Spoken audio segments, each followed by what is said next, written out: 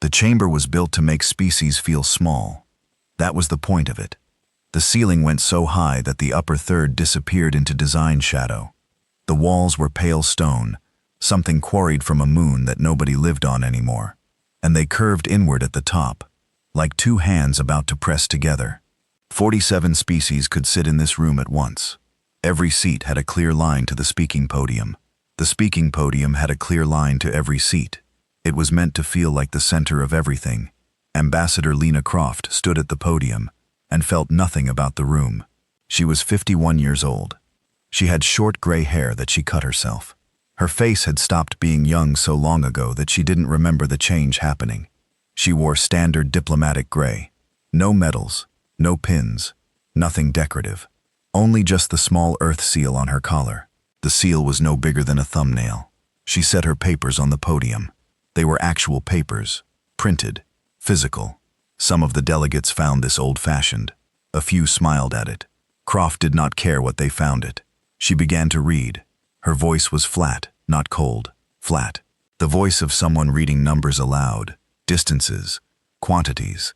The kind of voice that belongs to people who have spent a very long time learning not to let it shake. Earth Unified Council submits the following to the Directorate Record, she said. In the 9-month period beginning the 4th of March, the Earth Frontier Authority has catalogued 11 separate incursions into the Meridian Buffer Zone. The Meridian Buffer Zone was established under Compact Article 7, Section 3. Honor as a demilitarized corridor of 30 light-years depth between Velhari hegemony territory and Earth's outer colony ring. She turned a page. Of these 11 incursions, 3 resulted in the disruption of Earth colony supply lines. 2 of those disruptions lasted longer than 30 days. The human settlements depended on those supply lines, number approximately 400,000 people. Another page. On the 17th of October, Earth Station Heliodor 7 ceased all communication. Heliodor 7 was a manned refueling and emergency shelter station located at coordinates 7.4 by 112 in the outer buffer zone. At the time of communication loss, the station had 147 personnel aboard. Earth Frontier Authority search vessels reached the station's last known coordinates on the 22nd of October. No station was present. No distress signals were found. 147 personnel remain unaccounted for. She turned another page. She did not look up at the chamber. She did not look at the 47 delegations arranged in their tiered seating. She read, Earth has submitted 11 formal protests to the Directorate in the 9-month period under review. Earth has received 11 acknowledgments of receipt and 3 preliminary review notices. No formal findings have been issued. No corrective action has been taken. No explanation for the disappearance of Heliodor 7 has been provided. Another page. Earth has reached the threshold of formal response. She paused there, not for effect. She was turning a page. If any vessel, fleet, installation, or proxy force acting in the interest of or under the authority of the Velhari hegemony crosses the meridian line again, Earth will act. Earth will not issue further warnings, file further protests, or seek further review. She turned the last page. Earth will act without additional communication. She set the papers down. That concludes Earth's formal statement. The complete documentation, 11 pages, including appendices, has been submitted to the Directorate Record. She picked up her papers. She stepped back.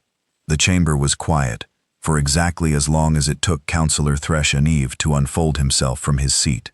He was a Velhari senior delegate, which meant he was very old by most species standard, and very tall by all of them, and wrapped in something between a robe and a second skin that caught light and scattered it in ways that made looking at him feel like looking at a window made of colored glass.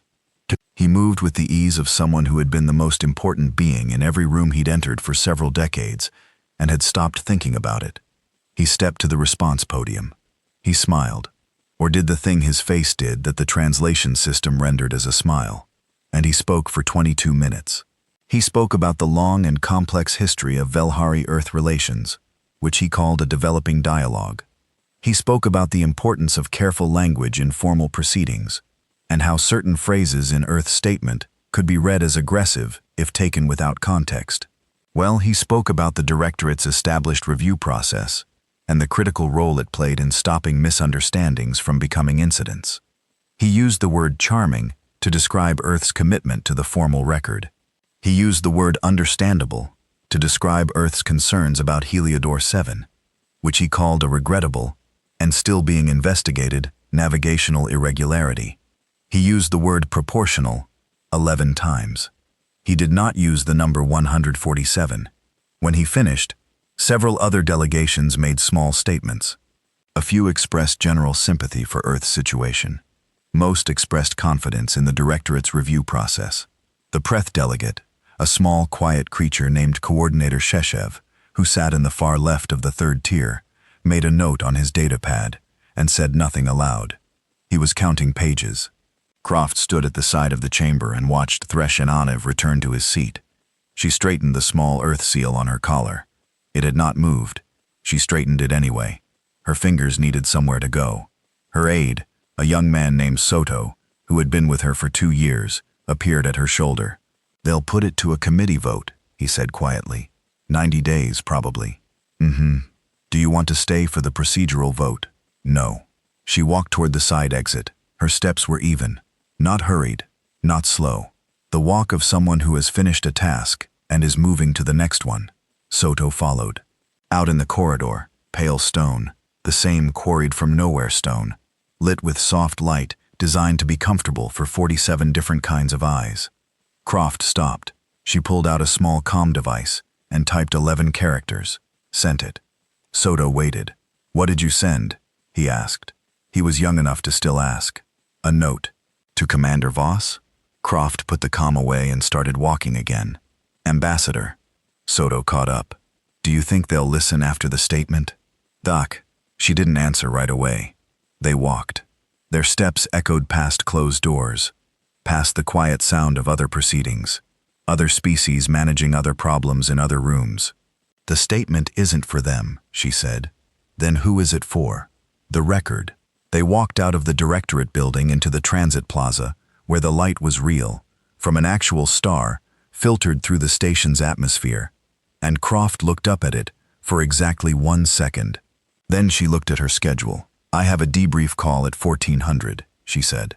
"Oh, then I want to review the documentation before we transmit the full package." "All 11 pages?" "Yes." "Do you need me to flag anything specific?" "No," she said. "I know what's in it." She did. She had written most of it herself over 4 years, in pieces in the spare hours between other things. The first 10 pages were documentation, dates, coordinates, names, the kind of careful, steady record-keeping that looks like patience and is actually something else. Page 11 was different. She had written page 11 slowly. She had thought about it a long time. She had thought about the 147 people on Heliodor 7 whom she had never met. She had thought about the 400,000 people in colonies that had gone 30-plus days without supply runs. She had thought about 11 protests and 11 acknowledgments in a process that had processed nothing. Then she had written page 11, the way you write something when you are completely, finally done waiting. Back in the chamber, the procedural vote was being prepared. Coordinator Sheshev in the third tier had opened Earth's full submission on his datapad and was reading through it. Page 1. Page 2. The documentation, dates, coordinates, station IDs, supply route disruptions. He read carefully, the way he read everything, because he had learned early that the things people slip past careful readers were usually the things that mattered. He reached page 10. He turned to page 11. He read it. He read it again. The page was not a protest. It was not angry language or political positioning. It was a list of every Velhari asset within 30 light-years of the Meridian Line. Stations, shipyards, fuel depots, communication relays, transit hubs, supply routes, each one catalogued. Each one given coordinates to 3 decimal points of precision. Each one marked with a small notation, a letter, and a number. The letters were categories: S for station, Y for shipyard, R for relay, T for transit. The numbers were sequence numbers. They ran from 1 to 67. They were in. Sheshev had spent 30 years in the Directorate. He had seen protests and statements and political gestures of every kind. He knew what posturing looked like. He knew what a bluff looked like. He knew what a targeting index looked like. He sat very still. Around him, the chamber continued its work. Mitrushenev was conferring with his legal team about the phrasing of their formal response. The procedural staff was drafting the committee formation notice. The vote was being scheduled. The 90-day clock was being set. Shesev looked at the sequence numbers, 1 to 67, in order. He looked at the bottom of page 11. There was a date there, small, almost like a footnote. He looked at that date for a long time. He ran the calculation. The directorate had logged the first Velhari incursion, the very first one, 9 months before this hearing, as a navigational irregularity. Standard entry, filed and closed. The file had been closed within a week. The date on page 11 was 3 days after that first incursion. 3 days after the first one, before the second, before the third, before Heliodor 7, 4 years ago. And they started building this. Shesev thought, when we filed the first one away. He sat with that.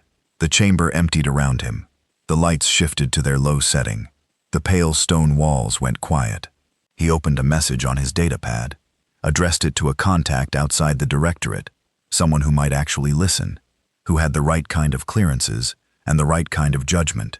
He started typing. He stopped. He thought about what to say and how to say it, and whether there was time. He didn't know how much time there was. He looked at the sequence numbers one more time, 1 to 67, in order. He started typing faster. Commander Alara Voss was 3 days from Earth at standard cruise when the comm alert came through. She was in her office working through quarterly personnel assessments, 34 files, each one needing a read and a signature, the kind of work that had no drama in it and needed doing anyway. She had a method: read, sign, stack, next. She worked through the stack the same way she worked through everything, which was steadily, without rushing, without stopping. The alert chimed. She picked up the comm. 11 characters. That was all. Clock started. She set the comm down. She picked up her stylus and went back to the personnel assessment she'd been reading. She finished it. She signed it. She put it in the done stack. She picked up the next one. Outside her office viewport, stars moved past in the long, slow drift of cruise speed. The same stars as always. Nothing different about them. She worked through 4 more files. Then she set the stylus down. As she opened her datapad and pulled up a file she had been building for 4 years. Not a protest file. Not a diplomatic file. A logistics file.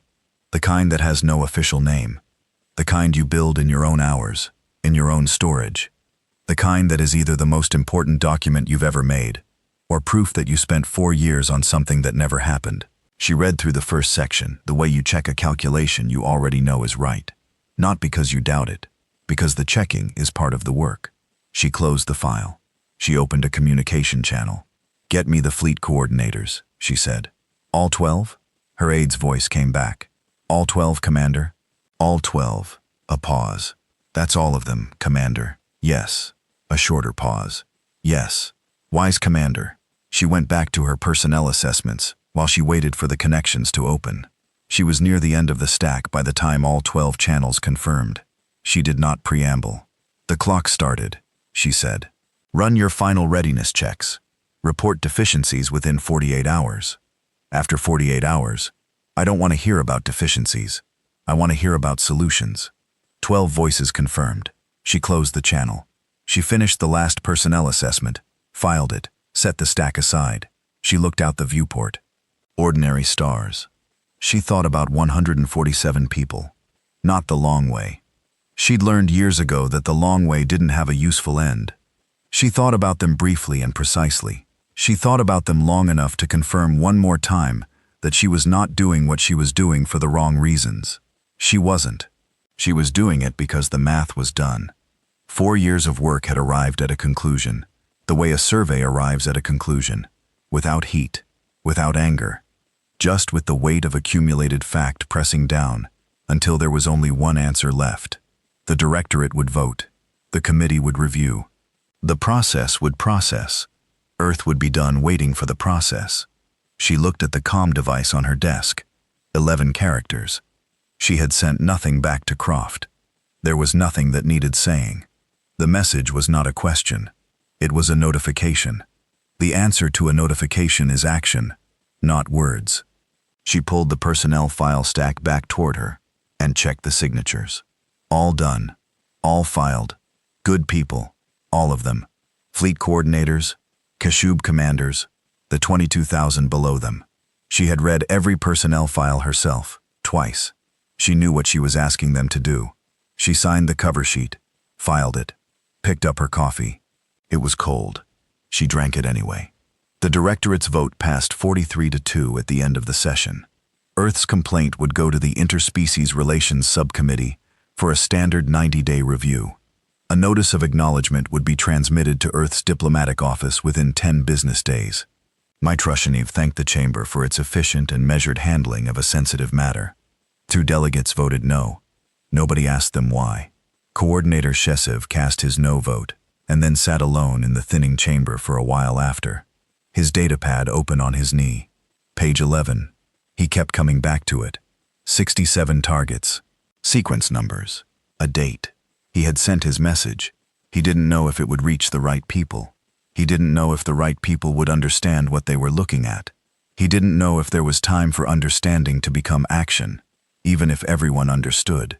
He looked at the sequence numbers one final time. 1 to 67. Neat. Patient. Built over 4 years. 1 entry at a time. Every time the Directorate filed something away and called it resolved. The warning in the statement, the last paragraph, the one that would go into the official record and be discussed in Directorate legal reviews for years, said, "Cross the line and Earth will act." But page 11 didn't say anything. Page 11 just showed that Earth already knew, in precise and ordered detail, everything it would need to know. The warning was the statement. Page 11 was something else. Page 11 was the proof that the warning was never really necessary. Shesev closed his datapad. He walked out of the empty chamber into the corridor and moved fast, faster than was usual for him, thinking about who would listen and how much time he had, and whether those 2 things could possibly overlap. The corridor was long. He walked it quickly. It did not feel long enough. The second station went dark on a Tuesday. Not that Tuesday meant anything out past the meridian line. Days of the week were a human habit, a way of putting a frame around time so it didn't feel so large. Sergeant Dio Okafor knew it was a Tuesday because he kept a calendar on his bunk wall. A real paper calendar, the kind you tear sheets off with pictures of Earth cities on each month. This month was Lagos at dawn. He'd torn off enough sheets that he knew exactly which day it was. Always, no matter how far from Earth he got. It was a Tuesday when Heliodor 9 stopped answering.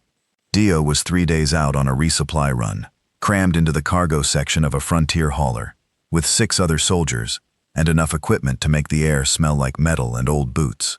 They were not supposed to be combat soldiers on a resupply run. They were supposed to be cargo security, a standard precaution. 2 weeks out, 2 weeks back. Straightforward work that didn't ask much of anyone. The comms alert came through the ship's speaker system. Not an alarm, just a change in status. 1 light on the communication board switching from green to a flat, unblinking gray. Gray meant no signal. Gray meant the station wasn't transmitting. Or the comms officer ran the check twice, then a 3rd time, the way you do when the board is telling you something you don't want to believe. She ran it a 4th time. The result was the same every time. Heliodor 9. Coordinates confirmed. No transmission detected. No emergency beacon. No automated backup signal. Nothing. Not static. Nothing. Dio was looking at his resupply manifest when the captain's voice came over the internal channel. Calm. Deliberate. The voice of someone deciding how to say a thing while saying it. Heliodor 9 is dark, the captain said. We are rerouting to the secondary depot at Callum Station. All personnel stand by. Dio set his manifest down. He picked it up again. He set it down. He looked at it. He had been reviewing the same page for 20 minutes without reading it. And now he kept his eyes on it, because his eyes needed somewhere to go that wasn't the gray light on the comms board. Heliodor 9 had 214 people on it. He knew, because he had been to Heliodor 9 twice before. He knew the layout of the main deck. He knew the commissary served a potato stew on Fridays that was genuinely good. Better than it had any right to be this far from anywhere. He had played cards in the common room with a technician named Bautista, who cheated badly, and badly pretended he wasn't cheating, and the whole table let him do it, because it was funnier than winning. 214 people. He picked the manifest up again. Page 1, Item 1. He read the item number. He moved to Item 2. 12 minutes later, a second transmission came through. Not from Heliodor 9, but from a Velhari automated navigation beacon that had appeared at Heliodor 9's last known coordinates. The beacon broadcast cheerfully in the standard directorate format, repeating its message on a loop. Transit lane realignment in progress. Civilian and commercial vessels, please divert to alternate corridor. Thank you for your cooperation. Diao read the beacon, read out over the comms officer's shoulder. He looked at it for a long time. God punish this, he said, very quietly. Not to anyone in particular. Just something that needed to be said out loud, so the inside of his head didn't hold it alone. He went back to his bunk. He sat down. He looked at the calendar on his wall. Lagos at dawn. Orange light over the water. He'd never been to Lagos at dawn. He was born there, but he left young. And the dawn he remembered was gray and fast. Well, not like the picture. He thought about Bautista in the card game. He thought about 214. He picked up his manifest. He reviewed it from the beginning. In the directorate chamber, the condolences were formally expressed within 3 days. Councillor Threshoni have delivered them personally, which was considered a significant gesture. He expressed deep regret for the incident involving Heliodor 9. He used the word incident. He described the situation as deeply unfortunate and assured the chamber that the Velhari hegemony was committed to a full and transparent investigation into how such a navigational confusion could have occurred so close to an established human installation. Navigational confusion. That was the phrase. The Heliodor 9 beacon, the one broadcasting its cheerful loop at the station's former coordinates, was not mentioned. A committee was formed to review the incident. It was added to the existing committee, reviewing the 11 prior incursions. The combined committee would report findings within 90 days. Given the added complexity of the new incident, an extension to 120 days was considered and approved. Earth's seat in the chamber was empty. It had been empty since Croft's aide sent the rescheduling notice. A brief professional message that Earth's diplomatic representation would be temporarily suspended pending internal review. No timeline given, no explanation beyond the word internal. The empty seat was in the third row, second from the left. There was standard diplomatic chair with the Earth seal embossed on its back. Some of the delegates glanced at it during the session. Most did not. Threshoni did not glance at it. Coordinator Shesev looked at it for a long time. He had sent 2 messages in the 2 weeks since the first hearing, 2 follow-ups. He had received 1 acknowledgement and 1 automated processing notice. His concern had been noted. It had been filed alongside a number of concerns raised during the review period. He looked at the empty seat. He thought about page 11. He thought about the date at the bottom of page 11, and what that date meant, and whether the people in this chamber understood that the date was not a coincidence. The committee chair was speaking about timelines. Shesev opened his datapad. He read page 11 again. He had read it many times by now. He knew it by memory. He read it anyway, because reading it felt like the only useful thing he could do in a chamber full of people who hadn't read it. 67 targets in order. A date 3 days after the first incursion. And now Heliodor 9 was gone and Heliodor 7 before it. And the Velhari beacon was singing its loop at the empty coordinates. And Earth's chair was empty. And the committee was talking about 120 days. Shesev closed his datapad. He said nothing. What was there to say? And to whom? And would it matter? He looked at the empty chair one more time. Then he looked at the door. Commander Ilara Voss was in a shipyard when she heard about Heliodor 9, Titan Yard's Orbital Ring 3. She had been there for 4 days. The walking hull inspections on ships that had been in preparation for a long time. Long enough that the yard workers knew her by face, knew not to offer small talk, knew to just answer questions directly and let her keep moving. The yard smelled like fabrication, hot metal and sealant compound, and the particular sharpness of new systems being run through test cycles. Voss had always liked the smell. It was the smell of things being made ready. She was on the 9th hull when her comm chimed. She read the message, put the comm away, kept walking. The ninth hull was a mid-range carrier, not the largest in the yard, not the most complex, but solid and deep-hulled in a way that Voss appreciated. She ran her hand along the plating as she walked. The metal was warm from the fabrication process. She pulled her hand back. Her aide, Lieutenant Shen, was trailing at a respectful distance, with a tablet full of inspection notes. Shen had been working for Voss for 8 months. She had learned in those 8 months that Voss did not narrate her thinking, that questions were answered but not invited, and that the absence of a reaction was itself a kind of reaction, and usually the most significant one. Voss stopped at the bow section, looked up at the curve of the hull. Shen waited. "Are they fueled?" Voss said. Shen checked her tablet. "All 12, Commander. Final fuel loads completed yesterday. Munitions. Full inventory confirmed on 11. The 12th is at 94%. A loading arm issue. Should be resolved within, when? 18 hours. Good." Voss turned and walked back the way she'd come. Shen kept up. "Commander? Regarding the incident at Heliodor 9. I read it. Do you want to amend the timeline?" "No." Shen made a note. Or pretended to, because there was nothing to note. She had learned that too. Sometimes you hold your tablet and pretend to write, because it gives the silence somewhere to go. They walked the rest of the inspection in quiet. At the end of the hall walkway, Voss stopped and looked back at the line of ships. 12 carriers in orbital ring 3. She could see 8 of them from where she stood. Massive silhouettes against the yard's work lighting, each one dark and still and complete. She had been thinking about this fleet for 4 years. Not imagining it, planning it. There is a difference. Imagination is what you do when you're not sure something will happen. Planning is what you do when you've decided. One she had decided 4 years ago, 3 days after the first incursion.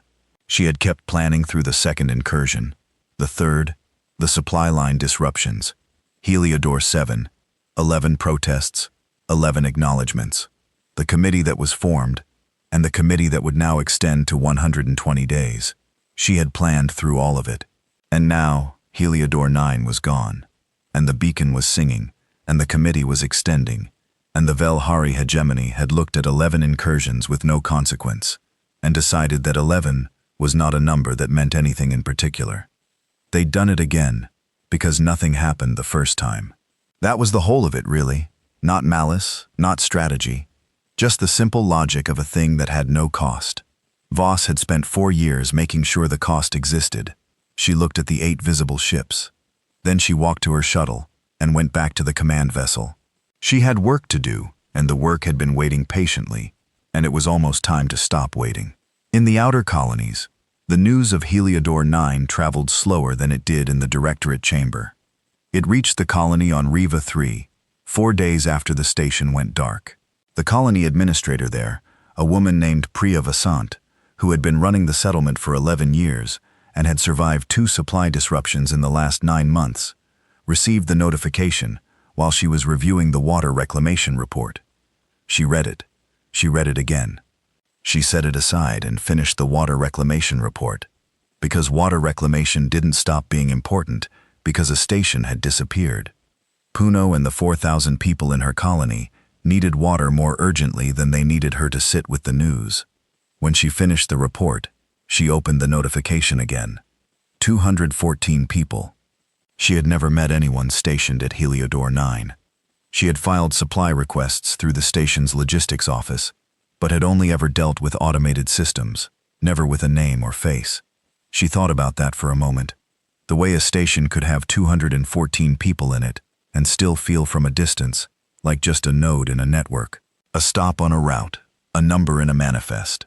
She sent a query to the Directorate's Relief Coordination Office, asking about alternative supply routes for the colony's next scheduled shipment, given the loss of Heliodor 9 as a transit point.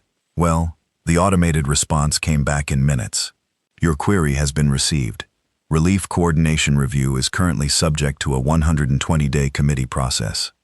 Alternative routing options will be assessed as part of the standard review. Thank you for your patience. Fazan looked at the response. She read the part about 120 days. She looked out the window of her office at the settlement. Low buildings in a dust-pale landscape. solar collectors on every roof. The kids were out in the central yard. School had just released, making the noise that kids make when they haven't seen the inside of a building for 6 hours. She pulled up her emergency supply inventory.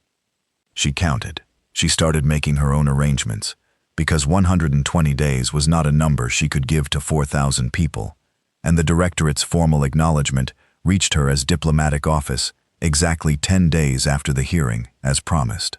The office was largely unstaffed by that point. A small administrative team had stayed to manage incoming communications and maintain the formal presence. They received the acknowledgement. They logged it. They sent an automated confirmation of receipt. The acknowledgement was filed in the same directory as the previous 11 acknowledgements. Nobody sent a follow-up. Nobody expected one. In the directorate chamber, in the hallways outside it, in the diplomatic lounges where delegates met between sessions, in all those places, the general understanding was that Earth was upset and would continue to be upset for some time, and would eventually return to its seat and resume the process that the process was designed for. Who would have Tom? This was how things worked. Species got upset. Stations went missing. Supply lines got disrupted.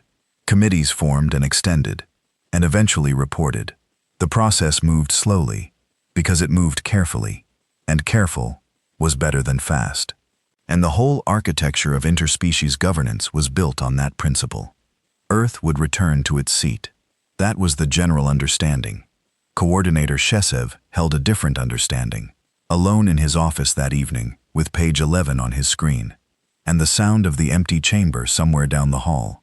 He had received that afternoon a response to his second follow-up message. Not an automated one. An actual response from a senior colleague who had, apparently, finally read his flagged memo. The response said, "Frimes, appreciate the due diligence. I've reviewed the Earth submission." The page in question reads to me as political posturing, possibly connected to internal Earth politics around the upcoming assembly elections. We'll keep it in mind, but don't see immediate cause for escalation. Keep flagging if you see more. Shesev had read that response 3 times. Political posturing. He looked at the sequence numbers on page 11, 1 to 67 in order, each one with coordinates precise to 3 decimal points, each one annotated with a category and a strike number. He looked at the date. He thought about the 4 years between that date and today. 4 years of incursions, protests, acknowledgements. 4 years of the process processing and arriving at nothing. 4 years of Earth watching the directorate's response.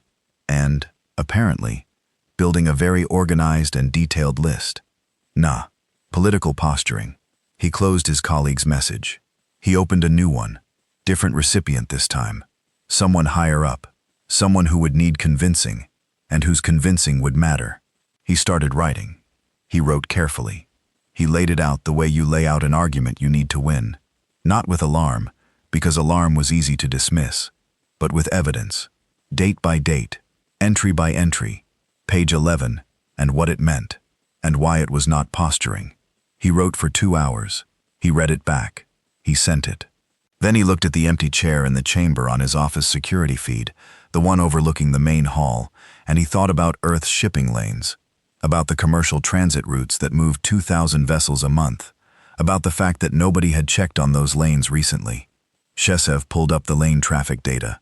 He found a report from 6 days ago. Routine monitoring output. He skimmed to the summary. He stopped. He read the summary again. Detected commercial transit. 0. Not reduced. Not disrupted. 0. For 6 days, the lanes that moved 2,000 vessels a month had moved nothing. Shesev sat back in his chair. His tea was on the desk beside him, gone cold an hour ago. He hadn't touched it. He looked at the cold tea. He looked at the lane report. Outside his window, the directorate station's lights were cycling into night mode, a long, slow dimming that happened every 18 hours to mark the passage of artificial time. The lights went down. He sat in the dimness, with the lane report open on his screen. 0. He reached for his comm. He started making calls. Daya Okafor reached the secondary depot at Callum Station 2 days later. He spent the layover in the common room, not sleeping, not really eating, running through his manifest for the 6th time on a data pad that he'd long since stopped actually reading. It was something to do with his hands. His hands needed something. One of the other soldiers, a young woman named Torres, who'd been on her first frontier posting when this trip started, sat across from him and watched him flip through the manifest pages without reading them. "You okay?" she asked. "Fine. You've looked at that same page 4 times. Checking my work." Torres was quiet for a moment. "Heliodor 9, she said. "Mm-hmm. Were you close with anyone there?" Daya set the datapad down. He looked at it. Then he picked it up again. "I knew a guy named Bautista," he said. "A technician. Terrible at cards."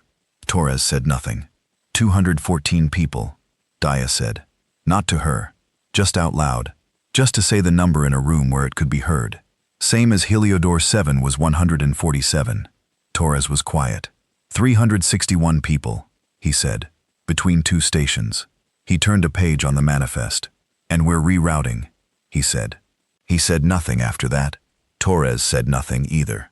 The common room hummed with the ship's systems, air circulation, engine vibration, the faint rattle of something loose in the ventilation that had been rattling since day 1 of the journey and would apparently rattle forever.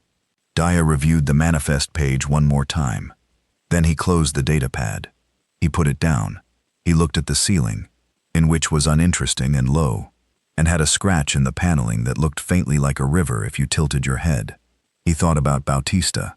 He thought about the Velhari beacon, cheerfully looping its message at the empty coordinates where a station used to be. "Transit lane realignment in progress. Please divert." He closed his eyes. He did not sleep for a long time. 14 days after Heliodor 9 went dark, Earth stopped answering the Directorate's hails. Not with static. Not with a polite message explaining the delay. The channel simply opened and stayed open, and stayed empty.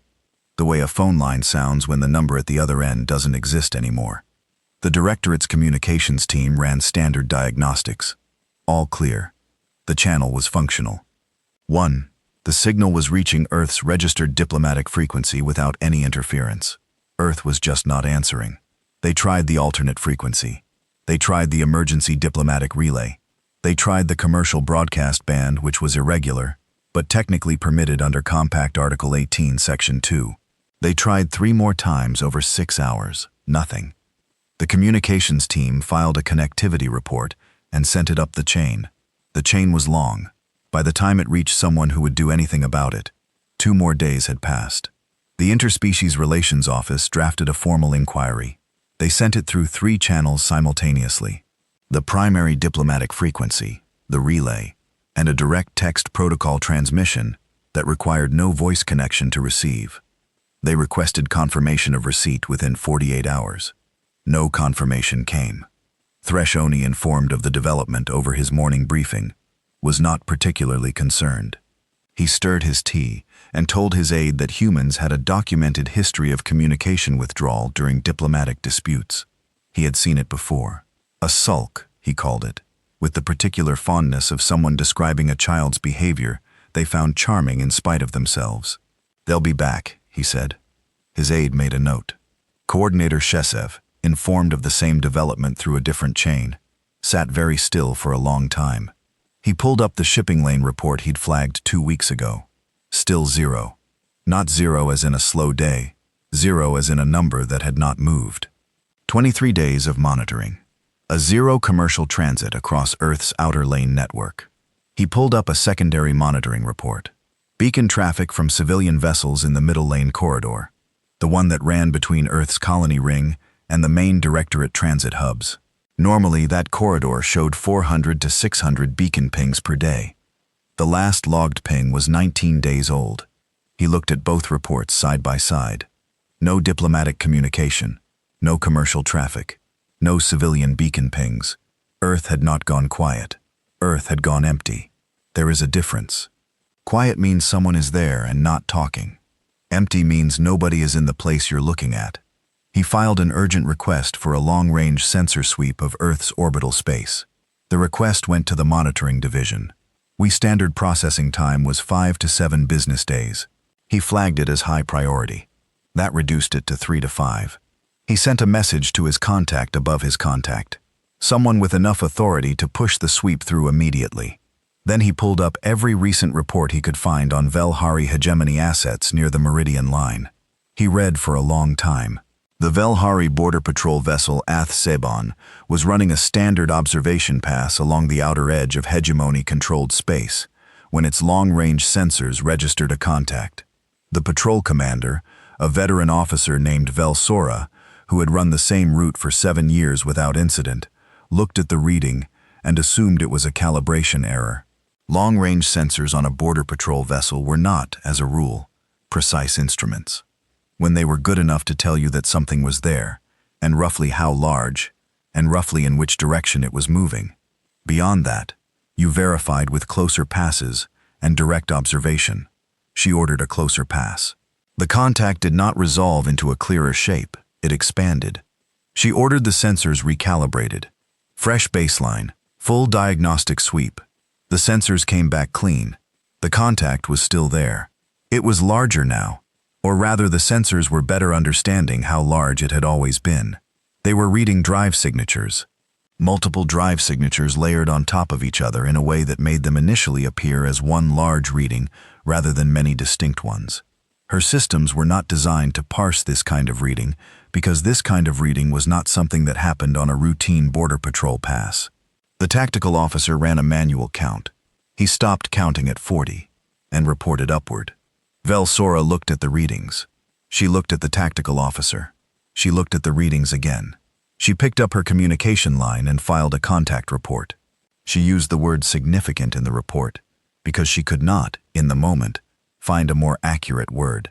And significant was a word that traveled up a chain of command without losing too much meaning on the way. Her superior officer received the report, called her excitable, recommended she verify the calibration and resubmit if the anomaly persisted. Velsora set the comm down. She looked at the readings on her screen, which were not a calibration error, which had not changed since she'd been looking at them, which were in fact slowly becoming more defined as the distance decreased and the sensors had more time to resolve what they were seeing. She looked at her tactical officer. "Run the count again," she said. He ran it again. He came back with a different number, higher. She filed a second report. This one she marked as urgent. This one she addressed over her superior's head to the regional command. Then she kept watching the readings. The contact, the thing the sensors could not fully describe with the vocabulary they had been built for, continued its movement, steady, even, unhurried. Not the movement of something trying to hide, the movement of something that had already decided where it was going. She watched it for a long time. She thought about the human station that had disappeared and the other one before it, and the hearings she'd seen reported on the directorate feeds. She thought about the formal statement and the committee that had been formed to review it. She thought about the contact on her screen. She thought about the word significant and whether it was doing enough work. She reached for the comm again. The long-range sensor sweep that Coordinator Shesev requested came back in 2 days, a record for the monitoring division because someone above Shesev had finally read his messages and understood enough to apply the right kind of pressure. Shesev read the report in his office with the door closed. Earth orbital space showed no commercial vessels, no civilian traffic, no freight haulers, no colony supply ships, no passenger transports. What the standard infrastructure of a civilization that moved 2,000 vessels a month through its shipping lanes was completely absent. What the sensors did show was military configuration, not an absence, but a rearrangement. The particular kind of orbital spacing that spoke to a fleet that had been organized and was no longer in the place it was usually kept. The sweep couldn't tell him where the fleet had gone. He pulled the sensor data from the relay stations along the main Earth to Directorate corridor. The last relay ping from an Earth vessel was 18 days old. He pulled the data from the outer buffer zone monitors. The buffer zone monitors had been running on automated cycle. Nobody had been actively watching them because the buffer zone was, by definition, a demilitarized space where nothing was supposed to happen.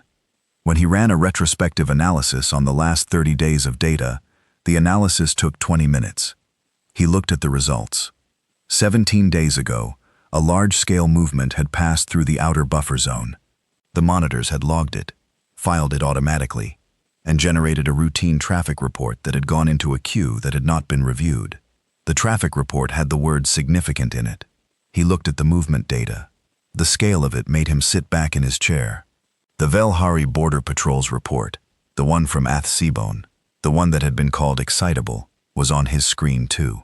He pulled it up next to the buffer zone data. He compared the two. Same movement, different observation points. The same thing, seen from two angles. He had been worried for weeks. He had been sending messages and filing flags and writing careful arguments and waiting for someone to listen. He had been doing all of that in the deliberate, methodical way the directorate process required, because the directorate process was what he had. He looked at the data. He was not worried anymore. Worry was for situations where there was still time to prevent something. He reached for the comm with a steadier hand than he expected. Sergeant Dio Okafor received his orders on a Tuesday. Of course it was a Tuesday. In a transit bay on Callum Station that smelled like recycled air and cheap food from the commissary 3 levels up. The orders came in the standard military format, which was a document with a lot of numbers and a small number of words, and the words were chosen to be precise rather than informative. Dio read them twice, which was once more than he usually needed, because the first time through, he thought he might be misreading the scale of the operation. He was not misreading it. He folded the orders and put them in his chest pocket and looked out the bay window at the Callum Station docking ring, where 2 more transport vessels were completing their berthing procedures. Behind them, through the station's outer viewport, he could see the edge of the fleet. Not all of it. Not even close to all of it, but enough of it that the stars on one side of the viewport were partially blocked by the silhouettes of ships. Enough ships to block stars. He had been a soldier for 11 years. He had served in 3 conflicts, 2 containment operations, and more frontier postings than he cared to count. He knew what a deployment looked like. He knew what a significant deployment looked like. He had a clear sense of the scale vocabulary. This was outside his vocabulary. The briefing was held 2 hours later in the bay, with 89 other soldiers and 1 briefing officer, who delivered information the way a weather system delivers rain. Thorough, impersonal, covering everything without caring about any of it. The briefing officer laid out the objectives, the operational zones, the specific targets, and the sequence in which they would be addressed. The rules of engagement, which were detailed and precise, and addressed many specific scenarios with clear and specific answers. Dio listened. He was a careful listener. He listened the way you listen when you know the briefing will be done in 20 minutes, and after that you will have only whatever you remembered, or so you try to remember everything. He organized it as he listened. Objectives here, timeline here, contingencies here, ROE here. He noticed about halfway through that none of the rules of engagement included a stopping condition. Conditions for escalation? Yes. Conditions for tactical withdrawal in specific scenarios? Yes. Conditions for pause pending command review? Yes. In very limited circumstances. Stopping condition?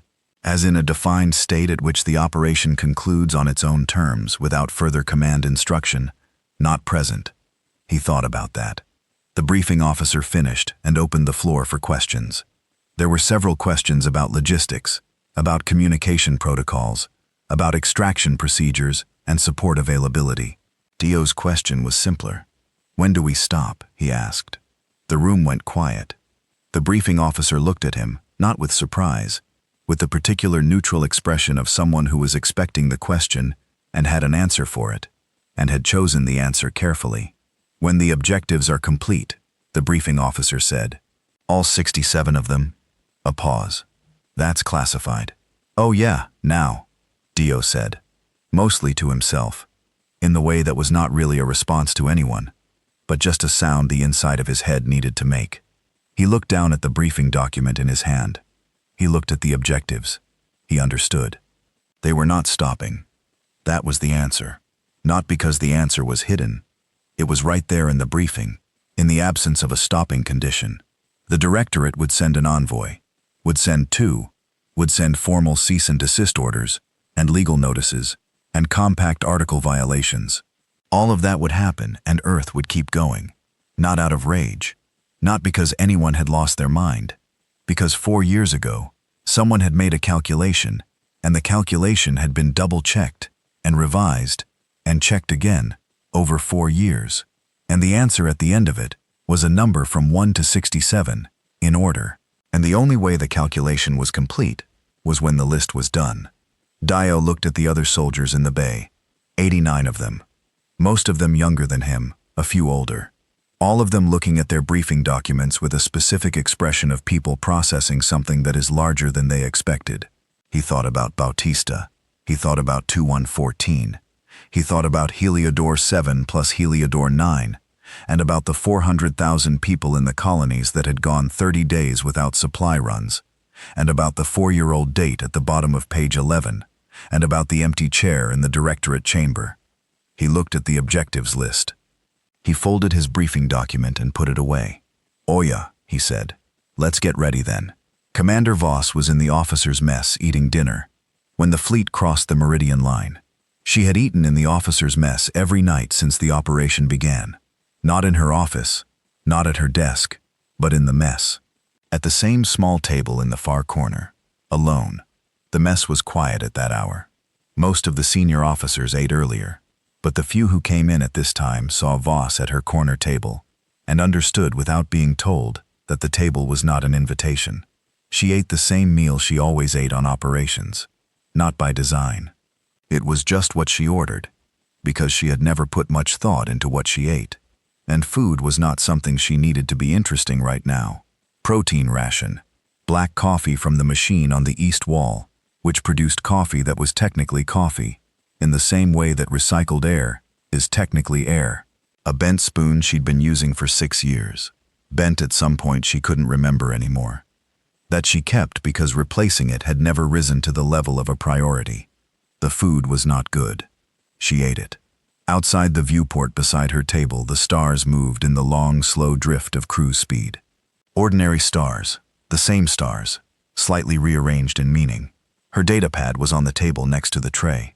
It showed the fleet formation in live display. 12 carriers and their accompanying vessels spread across a width of space that was difficult to intuitively grasp from inside one of the ships. From inside, it felt like a single vessel moving through space. From the outside, which she had seen in the planning maps, it looked like something a different word needed to describe. The Meridian line crossing had been logged 40 minutes ago. No alarms had been triggered on the human side. That was expected.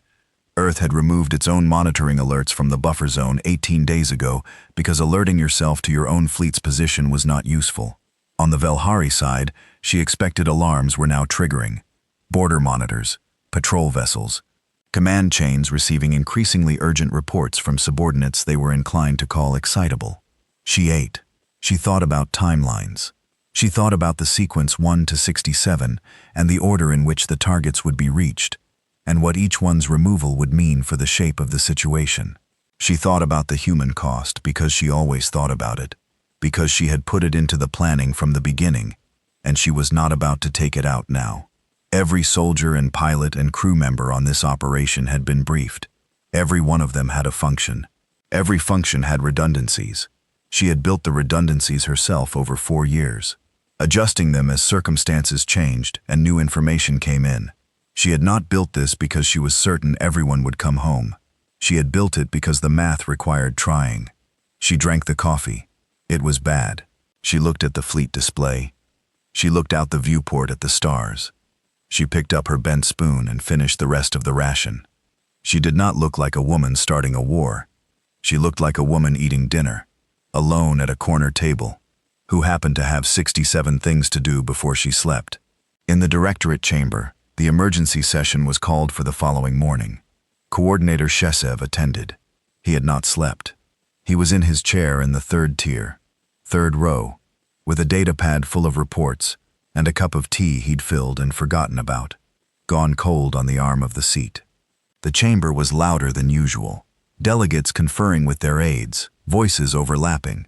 The particular sound of a room full of people who received alarming information and have not yet decided what to do with it. The monitoring division had finally issued a full report. The report described in the careful and precise language of directorate monitoring procedures the movement of a large formation of vessels from Earth's orbital space through the Meridian buffer zone and across the Meridian line into the region of space adjacent to Velhari hegemony, controlled territory. Large formation. The report used that phrase because the monitoring procedures did not have a vocabulary for what they were actually looking at. Large formation was the best the available language could offer. Threshan Neve was not in his usual seat. He was at the front of the chamber, standing, which he almost never did. His composure was intact, the folds of his diplomatic dress still arranged correctly, his voice still measured, but something around his edges was different. The quality of his stillness was different. He was still the way things are still right before they move. He was speaking about Article 24 of the Compact, and Earth's clear and serious violations, and the Directorate's obligation to respond, and the specific measures available under the emergency provisions, and the timeline for implementing them. He spoke well. He always spoke well. Shesev looked at the cold tea on his armrest. He looked at the empty chair in the Earth delegation section, still empty, still holding its small Earth seal, and he thought about page 11 and the sequence numbers and the date. He thought about the fact that the fleet had already crossed the line, what it had already crossed. The Directorate was meeting now. The emergency session would run by procedure for at least 4 hours. Motions would be filed. Legal teams would assess the Compact Article violations. Formal demands would be drafted and transmitted. The process would process as fast as the process could process, which was faster than usual in an emergency, but still not fast.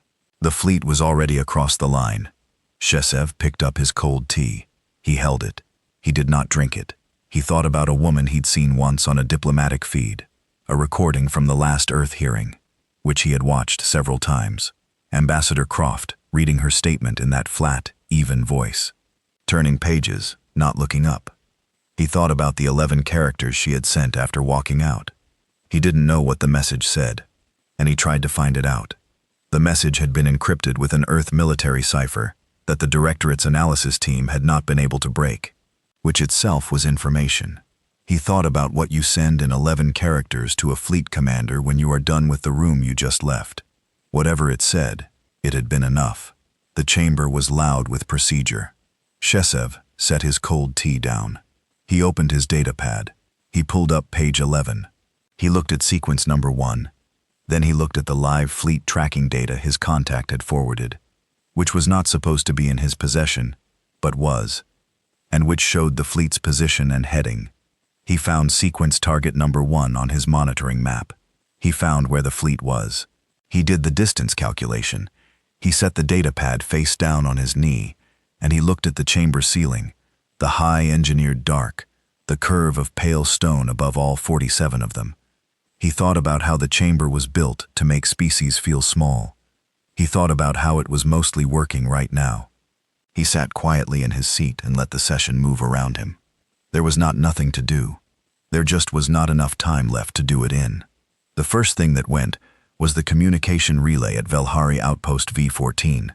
Not because it was the largest target, not because it was the most important one. It was sequence number 1 because it was the first link in a chain. A relay node that connected the outer hegemony border stations to their regional command hub. Without it, the border stations could still talk to each other. They could not talk to anyone above them. The relay went dark at 0312 hours. It fleet time. By 0315, 7 border stations were operating in an information blackout and did not yet know it. The fleet did not stop to observe the result. The fleet moved to sequence number 2. Voss was on the bridge for the first 3 hours, not standing dramatically at the viewport, sitting at the command table with her tactical display, a cup of coffee that she refilled once, and 4 officers around her who had trained for this and knew how to work without being managed. She watched the display. The sequence moved the way a well-built machine moves, without drama, without difficulty, because the people who built it had accounted for the difficulties beforehand. And the accounting was in the structure itself. Each target was reached. Each target was addressed. The display updated. The sequence moved to the next number. At 0347, the first Velhari response force came out of the border station at V9. A small patrol wing, 8 vessels, moving toward the fleet's reported position. The position they were moving toward was where the fleet had been 40 minutes ago, based on the last information they had before V14 went dark. The patrol wing was intercepted 30 minutes later, not by the fleet's main formation, but by one of the escort wings that had been positioned for exactly this. The engagement was brief. It was also not lethal. Voss had put that into the ROE deliberately, because the ROE had to make room for what comes after. Dead patrol crews become martyrs. Disabled patrol crews become a message. The 8 vessels were disabled and held.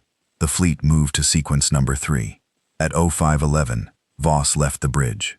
She went back to her office and pulled up the casualty board, a live display that she had set up on day 1 and had not turned off since, and would not turn off now because the point was to see it.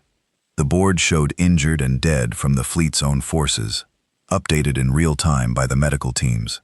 As of 05:11, the board showed 23 injured, 4 dead. She looked at each name, not the way you look at a list, the way you look at something you are going to carry. She had carried names before. She knew how. She made 4 notes in her personal log, 1 for each name. The notes were brief. They would go to the families eventually in whatever form families can receive things like this, and they needed to be written by someone who had read the names on a board and understood that they were not data. She filed the notes. She went back to the tactical display. Sergeant Dio Akafor's unit hit the platform at 06 o'clock. The platform was a mid-tier Velhari maintenance hub, large enough to be target number 8 on the sequence list, small enough that a ground unit could take and hold it. Dio's unit had been assigned the ground campaign early, which meant they had been training for specific targets, while the fleet handled the strike sequence. It was organized. It was deliberate. It was the kind of planning that takes years and shows. The platform was defended, not heavily. A platform this size had a security contingent, not a garrison. But the security contingent knew what they were doing, and made the entry cost something. Dio took a hit on the way through the 3rd pressure door. Not deep. The armor held most of it, and the medics sealed it in 40 seconds. One and Dio kept moving, because stopping in a breached corridor was a way to make the list of problems longer. They took the platform in 11 minutes, not because they were faster or stronger or more fearless than the defenders, because they had the specific knowledge of the platform's layout, corridor by corridor, door by door, and the defenders did not have the specific knowledge of what they were facing. Preparation is not the same as courage, but preparation makes courage more efficient. Dio secured the main control room and posted his people at the critical junctions, and then stood in the center of the platform's operations floor and breathed for a moment. The operations floor was a functional space, industrial, screens showing system statuses, equipment racks on the walls. When the smell of a workspace, metal and heat, and the particular smell of systems that had been running for a long time without stopping. Normal, ordinary, a place where people had been doing their jobs an hour ago. He reported the platform secure up the chain. Confirmation came back. Good. Hold and await secondary assignment. Secondary assignment took 40 minutes to come through. Dio used the 40 minutes to walk the platform. Not for tactical reasons, but because he was the senior soldier on site, and it was his job to know what he had. And also because walking was something to do with his body, while his mind worked. He walked the maintenance corridors, the equipment bays, the personnel quarters, empty now. The occupants in the secured holding area waiting for transport. Small rooms, functional. The kind of small room that anybody lives in when they live in a place that exists to serve a function, rather than to be lived in. Bunk, storage, 1 personal item allowed per bunk. A photo, a small plant, a worn book with a spine that had been cracked and recracked a dozen times. Normal, ordinary. He kept walking. He came out on the platform's observation deck, a narrow external space, more of a maintenance walkway than anything designed for standing and looking, but it had a viewport, and he stopped at it. Stars. The same ones. Different angle. He thought about Platform 8, and the fact that there were 67 of them. He thought about the distance between number 8 and number 67, which was a lot of maintenance corridors and equipment bays and small rooms with 1 personal item per bunk. He thought about Bautista. He thought about what Heliodor 9 looked like right now. Not the station. The station was gone. The coordinates. He thought about empty coordinates with a beacon looping its cheerful message, and about the fact that the beacon was sequence number 19. which meant it was still 12 targets away. His comm chimed. Secondary assignment. He went back inside. The Directorate's envoy arrived at the edge of the engagement zone on the third day. A single diplomatic vessel, the Sovereign Accord, which was the Directorate's standard crisis response ship, large enough to be visible and clearly marked with the Directorate's insignia on every surface that could hold it. It broadcast its identity and purpose on every available frequency simultaneously, which was the protocol for a vessel that wanted to be extremely clear about what it was. It was met by 2 human escort vessels. The escorts were polite. They matched the Sovereign Accord's speed. They communicated through a professional and courteous human officer, who introduced himself by name and rank, and acknowledged the envoy's status and purpose without any hostility. He then explained that the Sovereign Accord was being requested to hold its current position until the operation was complete. The envoy's commander asked what timeline that involved. The human officer said he didn't have that information. The envoy's commander asked to speak to Commander Voss. The human officer said he would pass the request forward. The request was passed forward. Voss at the time was reviewing the casualty board and updating her log. She received the request from the Sovereign Accord and set it aside in the priority queue between 2 other items that needed her attention. Not because the envoy didn't matter, because the envoy's presence was already accounted for in the planning, and the planning's response to it was the 2 escort vessels and the professional and courteous officer, and that response was already executing correctly. She went back to the casualty board. 41 injured, 11 dead. She wrote 11 notes. The Sovereign Accord held its position. It transmitted formal compact violation notices on 4 separate channels. It transmitted a cease and desist order, drafted by the Directorate's senior legal team, citing 17 articles of the Interspecies Compact, and requesting immediate suspension of hostilities. And the escort vessels received each transmission, confirmed receipt. The fleet moved to sequence number 22. Thresh Onub's communication came through on the 4th day. He had been trying to reach the human fleet since the operation began.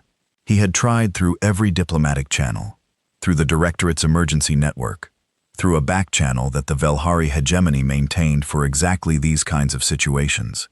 He had tried through the monitoring relay stations. He had tried through the Sovereign Accord.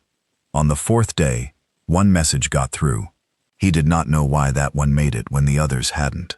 Perhaps a brief gap in the communication management the fleet was running. Perhaps it was allowed through deliberately. He would never know. He wrote the message carefully, and he had been thinking about what to write for 4 days. He had gone through many drafts in his head, and discarded all of them because they were the wrong frame. Not stop. Stop was not something he could offer as a proposition, because he had nothing behind it. Not peace.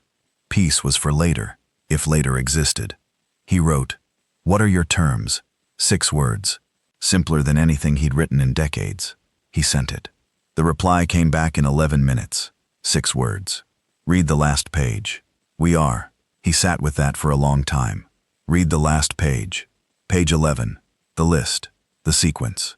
1 to 67 in order. We are. Not we will. Not we intend to. We are. Present tense. Active. Already in progress. We are reading the last page. We are doing exactly what the last page said we would do. He had spoken for 22 minutes at the hearing. He had said many things about dialogue and proportionality, and process, and the importance of restraint. 6 words. He set the communication down. He looked at his diplomatic desk, the tidy stacks of documents, the formal seal of the Velhari hegemony, the 2-decade accumulation of a career spent making large things manageable through language. He thought about the fact that he had called the human statement charming. He sat for a while. Then he began drafting a different kind of message, addressed not to the human fleet, but to the hegemony's own command, because there were still 23 targets on the list, and the hegemony's command needed to understand something that he was only now formulating clearly enough to write. The understanding was this: the humans were not punishing the hegemony. They were not expressing anger or demanding recognition. They were completing a calculation. The calculation had been started 4 years ago, and had been running patiently through 11 incursions, and 2 stations, and 11 protests, and 2 committees, and 120 days of review. The calculation was finishing now. If the hegemony wanted the calculation to end before it reached 67, it needed to understand that no amount of diplomatic language would interrupt the math, because the math was not diplomatic. The math was the thing that existed underneath diplomacy, the thing diplomacy was supposed to prevent from having to be used. They had not prevented it. The message he needed to send was, the process is over. What comes after the process is what you're looking at now. Respond accordingly. He wrote it in formal Belhari diplomatic language, which required 47 words to express what he just said in 32. He sent it. He hoped it was not too late for it to mean something. On the 6th day, Dio Okafor's unit was reassigned to a different kind of target. Not a maintenance hub, not a relay station, or a supply depot. This target was a set of coordinates that had no beacon, no automated signal, no cheerful broadcast, just coordinates, and what was at those coordinates, which was what used to be Heliodor 7. Dio received the assignment and looked at the coordinates in the briefing for a long time. He knew those coordinates. He knew them because he had looked them up after Heliodor 7 went dark, and then looked at them again after Heliodor 9 went dark. The way you keep checking a wound to see if it's closed. Only he assembled his unit and ran the standard pre-op brief and answered questions, and checked equipment, and did all the things that are required before an operation. And he did them efficiently and without visible difficulty. Torres caught him before they loaded into the transit vehicle. "You okay?" she asked. "Fine. Same face as last time you said that." He looked at her. She was young. She had that specific quality of young soldiers who are smart enough to have figured out what they've gotten into and are not sure yet what to do with knowing. "We're going to the Heliodor 7 site," he said. Torres took a moment. "Oh yeah. Is it?" She stopped. Started again. "What will be there?" "Wreckage, probably. Whatever's left." He picked up his kit bag. "That's why we're going." She didn't ask more. She was learning. Punisher the transit was 40 minutes. Dio spent it the way he spent most transits. Going through the briefing doc, which he had already memorized, because going through the briefing doc was something to do with his hands. That also meant he didn't have to make conversation. They secured the wreckage site in 6 minutes. No resistance. The site was not defended because there was nothing left here that needed defending. Just the scattered remnants of a structure that had been large and was no longer, floating in the slow drift of orbital mechanics, going wherever physics was taking it. Dio walked the wreckage. It was not a walk you could take quickly. The gravity was uneven, the footing was wrong, and the debris was distributed in a pattern that required attention. He moved carefully, methodically, the way you move through any difficult space, with his eyes ahead and his body following and his mind keeping the map. His unit moved with him, spreading out in the standard search pattern. They were looking for anything that could be identified, anything that could be documented, anything that could go into a report and eventually find its way to someone who needed to know it was found. Dio came to a section of the wreckage that had been part of the station's main deck. He could tell by the grade of the paneling, which was civilian spec, not structural. He moved through it carefully. He found the countertop in the corner of what had been a small communal space. A break room, maybe, or a common area. The surface had warped in the station's destruction, but had stayed in one piece, mon-anchored to a section of wall that had somehow survived in a recognizable shape. On the countertop was a coffee mug, half melted. The handle was gone. The body of it was still cup-shaped enough to identify as a cup, but wrong. Softened, leaning slightly. The glaze cracked in patterns that showed where the heat had been most intense. Still sitting there, on the countertop, like someone had set it down and gone to answer something and would be back in a minute. Dio stopped. He looked at the mug. He did not move for a while. He thought about 147 people, which was a number he had carried for 9 months. He had carried it in the careful, controlled way you carry a number that you have to function alongside. Not too close, not put down, just held at the right distance, so it gives you purpose, without taking you apart. He looked at the mug. One person had put that mug on that countertop. One person with 1 cup of coffee in one small moment of an ordinary day, before the day stopped being ordinary. And the mug was still there, because the physics of what happened had, in its indifference, allowed a half-melted cup to sit on a warped countertop, while a station and its people were simply gone. He stood there for exactly as long as he could afford to. Then he said, 147 people. Out loud. Not to anyone. Not for any tactical reason. Just so the number was said in the place it belonged. Then, Oya, let's keep moving. He turned around. His unit was watching him, spread out in the wreckage, each of them in the middle of their search, but paused, eyes on him. They moved. Voss updated the casualty board at the end of each day. Not automatically. The board updated itself. She read it at the end of each day, because the reading was her job, and she had decided that at the beginning, and was not going to undecide it now. Day 7. 61 injured, 23 dead. She wrote 23 notes. Her aide, Lieutenant Chen, had been working 18-hour days since the operation began. Chen was competent and calm, and had not complained once, which Voss noticed without commenting on. She would comment on it later in the assessment. For now, she needed the competence and the calm, and Chen apparently needed to provide both, so the arrangement worked. On the evening of Day 7, Chen came into Voss's office with a tactical report from Sector 4, one of the operation's more difficult zones, multiple targets in proximity to each other, requiring more precise sequencing than other areas. And the report showed a projected casualty rate for the next 48 hours.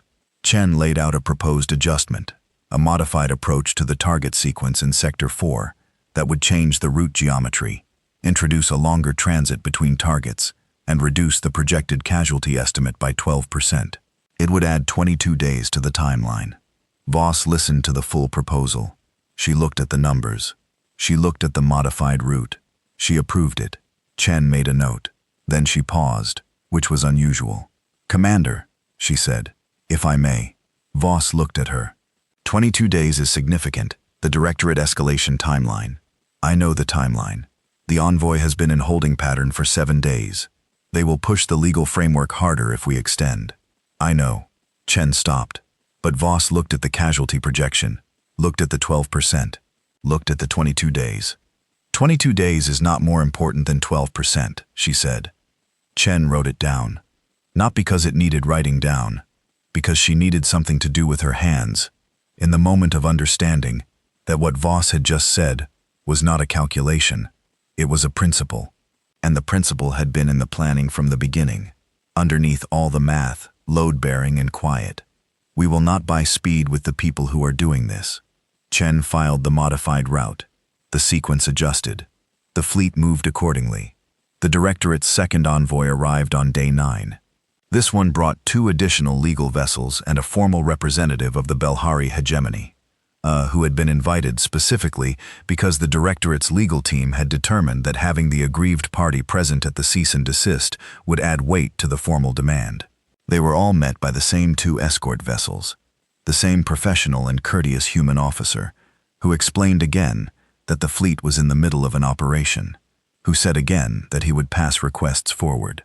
The hegemony representative asked to understand the terms under which Earth would halt the operation. The human officer said, "I'll pass that forward, sir." He passed it forward. Voss received the message while she was reviewing the Sector 4 route adjustment with her tactical team. She read it. She thought about it for the length of time it takes to decide something you already decided a long time ago. She sent back 6 words. Win when the last page is done. By Day 14, the fleet had reached sequence number 44. Dio's unit had taken 4 more platforms and a mid-tier station. He had 41 soldiers. He had started with 89. The others were not dead. They were injured, reassigned, rerouted to secondary units. The unit was smaller, because the unit's job was smaller now. The big platforms were behind them. The remaining assignments were specific and contained, and you needed fewer people to do a specific and contained job correctly than you needed to do a large one. He sat in the transit bay between assignments with the remaining 41 and held the manifest for the current assignment. He had stopped reading the manifest the way he used to read it, which was cover to cover all the way through for completeness. Now he read only the current page, the current assignment, the next thing, the next thing. That was how you got through something that was very large without losing your footing. You made the large thing into the next thing, and you did the next thing, and then the next thing became a different next thing, and you did that one. Torres sat across from him. She was reading her own briefing. She had stopped looking to him for reassurance, which meant she had found her footing on her own. He noted this, the way he noted things that mattered, and filed it for later. 44 down, she said, without looking up. 23 to go. How are you doing? Fine. She looked up this time. Same face again, she said. He met her eyes. He thought about Bautista. He thought about the mug on the countertop. As he thought about 11 dead from his own fleet, which was a number he also carried alongside 147 and 214. I'm doing the next thing, he said. Torres looked at him for a moment. Yeah, she said. Me too. She went back to her briefing. Dial looked at the manifest. The current assignment was sequence number 45. He read the page. He got ready. Sequence number 67 was a small thing, not in location. It was a significant transit hub, the kind of installation that moved a lot of traffic and coordinated a lot of schedules, and had a large staff and a complex internal structure. It was significant by any practical measure. But it was the last one. And because it was the last one, it had a weight that had nothing to do with its size. Every step of the sequence had been pointing toward it for 36 days. Every target before it had made the next one possible, and the one after that, all the way down the chain, until there was no more chain. 67 had been sitting at the end of the list since the list was written. Patient. Numbered. Waiting. The fleet reached it on a Tuesday. Not because anybody planned it that way, just because that was how the days fell. The operation that cleared sequence number 67 was clean and quick, and not dramatic. Most operations, when they are well planned, are not dramatic.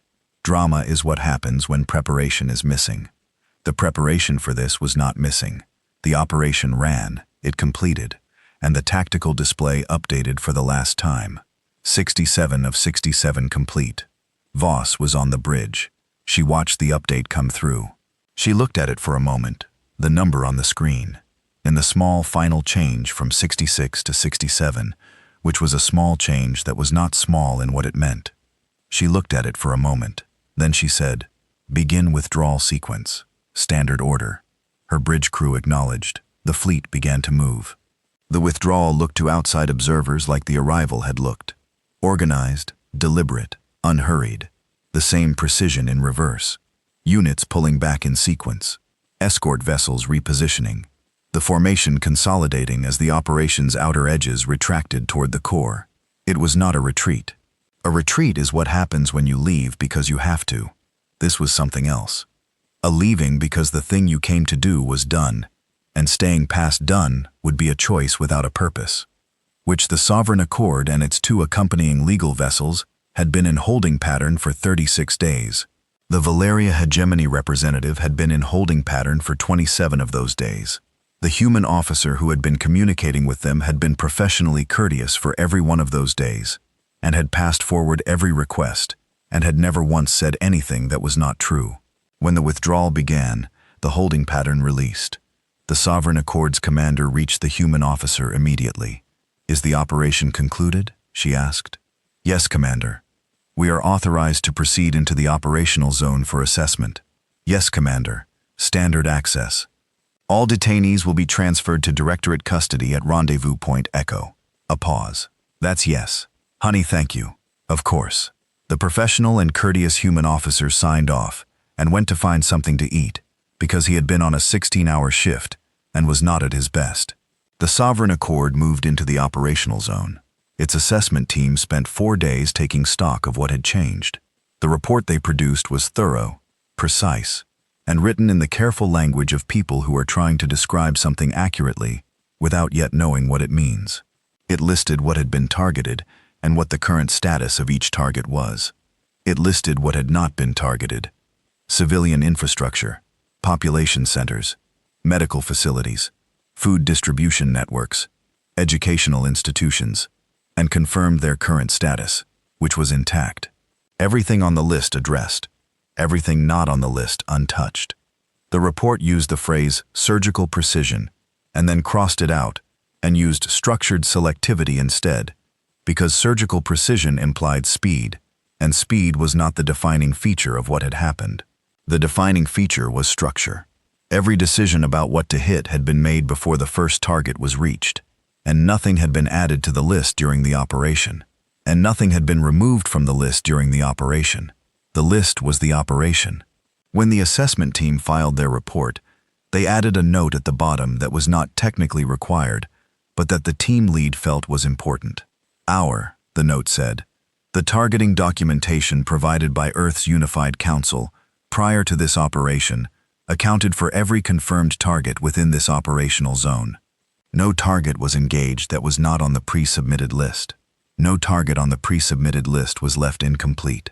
We have no methodological language for the level of pre-operational planning this implies, but the assessment team notes that the operation appears to have been complete as a concept before it began as an action. The note was filed with the report. The report went to the Directorate's Emergency Review Committee. The Emergency Review Committee met immediately. The chamber was loud, not the polite procedural sound of a normal session. It's loud the way rooms get when many intelligent beings are in the same place, with a piece of information that none of them know how to hold. 47 delegations, all present, every seat filled except one. The earth seal on the empty chair had gathered a thin layer of the dust that comes from 36 days of a room being used heavily. Small thing. Nobody had cleaned it because nobody's job was cleaning individual chair seals during an emergency session. Thresh Annie was present. He sat in his usual seat, not at the front of the chamber as he'd stood during the early emergency sessions, but at his proper seat, in his proper position.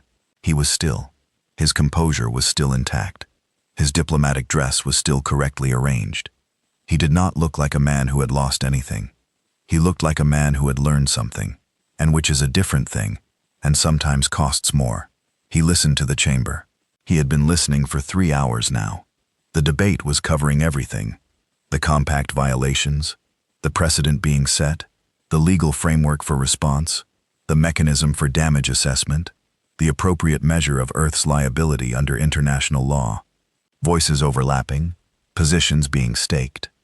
The architecture of the Directorate's response being built in real time from the floor up. It was good work. The Directorate was good at this kind of work. Thresh Ani listened. He thought about the 6 words he'd received. Read the last page. We are. He had read the last page. He had read it many times. He understood it now in a way he had not understood it when he called the human statement charming, and in the way that you understand a thing differently after you have watched it be exactly what it said it was. He thought about the relay he'd lost, the shipyard at V31, the supply hub, the communication nodes that had gone in the first 72 hours and had made every subsequent response more difficult, because the first things on the list were the things that connected other things. It had been planned that way, not improvised. Not chosen in the moment, chosen 4 years ago, ordered, numbered, and executed in that order. He thought about the word charming. He would not use that word again. Not about this. Not about anything connected to this. The chamber was debating Earth Compact violations now. Article 14, Article 24, Article 31, Article 7, Section 4. A legal team was presenting the framework for a formal finding, and the finding would be significant. It would go into the permanent Directorate record. Earth would face formal censure, possibly sanctions, possibly restrictions on diplomatic access. All of that was appropriate and would happen through proper procedure. Thresh Annie sat quietly through it. He was thinking about something the Preth delegate had said in the first emergency session 3 weeks ago. Shesev had spoken briefly once in the middle of a 6-hour session and said something that had been sitting in Thresh Annie's mind since then like a stone in a shoe. He looked across the chamber at Sheshchev, who was sitting in his third-tier seat with a data pad on his knee, listening, not speaking. Threshenev thought about the thing Sheshchev had said. Perhaps the more useful question is why Earth calculated, 4 years in advance, Sheshchev, that we would not stop them from having to. 6 hours of debate, that one sentence, then silence. The chamber had moved on from the sentence. There was too much procedural ground to cover to stay with it, but the sentence had not moved on. It sat in the room like a separate presence, waiting for someone to address it directly. Threshenev had been in the Directorate for 23 years. He had seen disputes and crises and conflicts resolved and escalated, and managed, and occasionally mismanaged. He knew the shape of things. He knew the shape of this.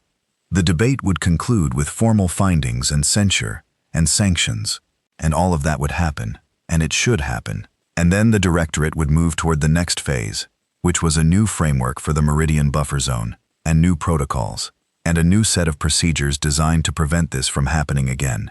All of that was appropriate, but the sentence was still there. Why Earth calculated 4 years in advance, that we would not stop them from having to. He was not sure the directorate knew how to answer that question. He was not sure the directorate had asked it yet.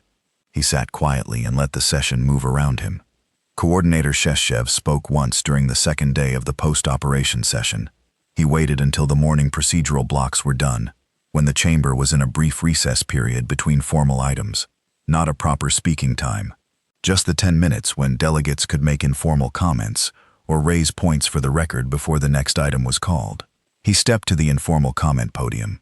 The chamber quieted, not completely. There was still murmur and movement, delegates talking to aides, the administrative staff preparing for the next item. He spoke for 3 minutes. He talked about page 11, not for the first time. He had been referencing it in memos and messages for weeks, but he had not spoken about it on the floor. He talked about it now, calmly, without alarm, because the time for alarm had passed, and what was needed now was something more like clarity. He said, "The date on page 11 is the important thing." He said, "The date tells us that Earth's response was not a reaction to the second station, or the third incursion, or the 11th. It was a response to the first one, the very first one, the one the directorate filed as a navigational irregularity and closed within a week." He said, "Earth looked at that closure and made a decision, and the decision was not to file a protest. The decision was to begin building a list." He said, "We are debating Earth's violations of the compact, which is appropriate. Earth violated the compact, that is true." He said, "But a finding and a censure and a sanction will not address the thing the date on page 11 tells us. The thing the date tells us is that Earth spent 4 years doing math while we were filing things, and now the math is done." He looked at the chamber. He said, "The question I am not sure we have asked yet is what we are going to do differently. Not what we are going to do to Earth, what we are going to do differently." He stepped back from the podium, and there was quiet for a moment. Then the session moved to the next formal item. Sheshchev returned to his seat. He picked up his data pad. He looked at page 11 one more time, though he knew it by heart and didn't need to. He looked at it anyway, because it was the thing that had started all of his thinking, and he wanted to keep thinking about it, and looking at it helped. 67 targets, in order. The date. He closed the page. He opened a blank document. He started writing what he thought should change, and how, and why, and what the directorate needed to understand about what had happened that was not covered by the compact violation framework. He wrote for a long time. The fleet was 3 days out from Earth when Voss submitted her after-action report. She wrote it in her office alone over the course of 2 days, which was fast for a report of this size and scope, but was fast because she had been building it in her head since the beginning, the way she built everything, in advance, in pieces, in the quiet hours between other work. The report was 43 pages. The first 42 pages were what after-action reports are: operational summaries, tactical assessments, resource expenditures, casualty analysis, timeline breakdowns, after-action recommendations for future planning. Good work, thorough. The kind of report that gets read by planners and analysts and filed in the places where fleet operations are reviewed and learned from. Page 43 was one paragraph. She had thought about this paragraph the longest. She had written it many times in her head before she wrote it on the page. She had thought about what needed to be said, and how many words, and what those words were. The paragraph described the new buffer zone coordinates. Not a proposal, not a suggestion. Coordinates.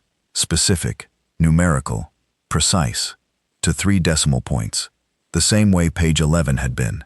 The new buffer zone was larger than the old one. It had been drawn not by diplomats sitting around a table working from compact articles and historical precedent.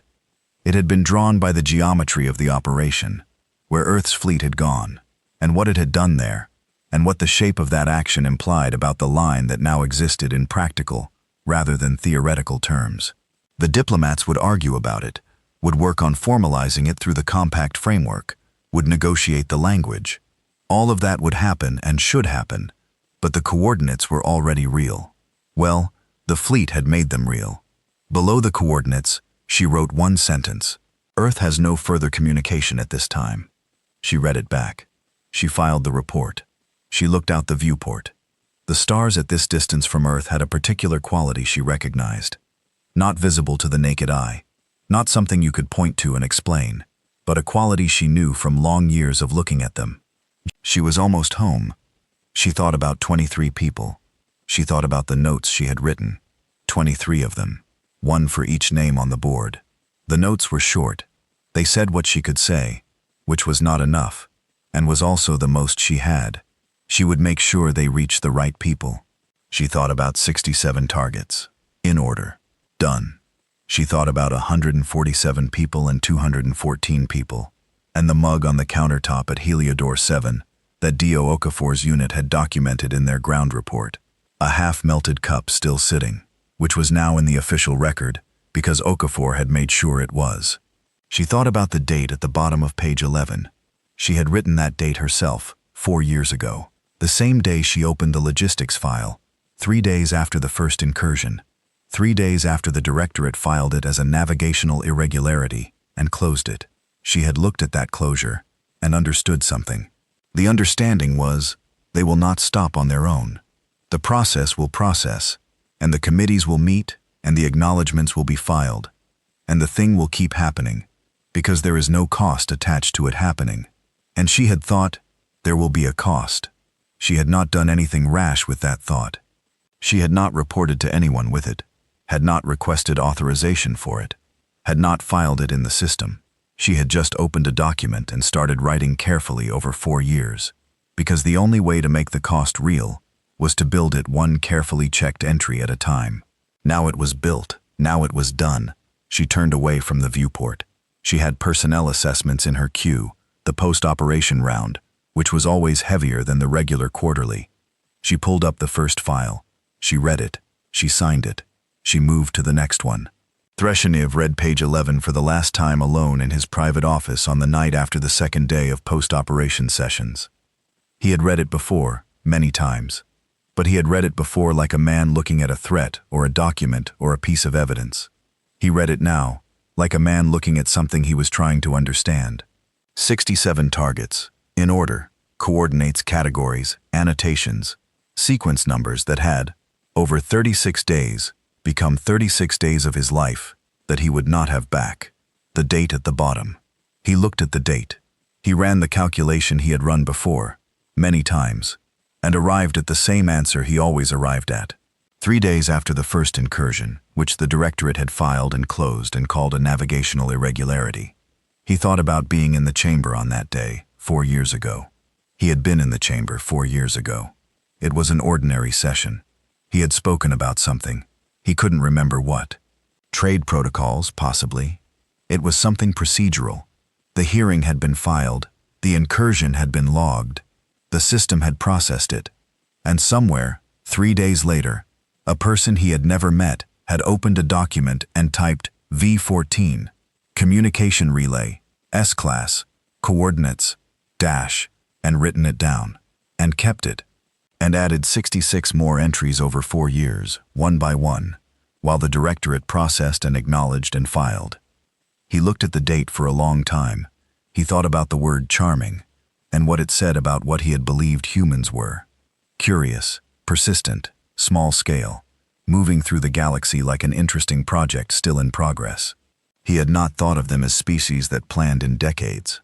He had not thought of them as species that started a response before the second offense, before the third, before Heliodor 7, or before any of the things that had, in the directorate's view, constituted the actual crisis.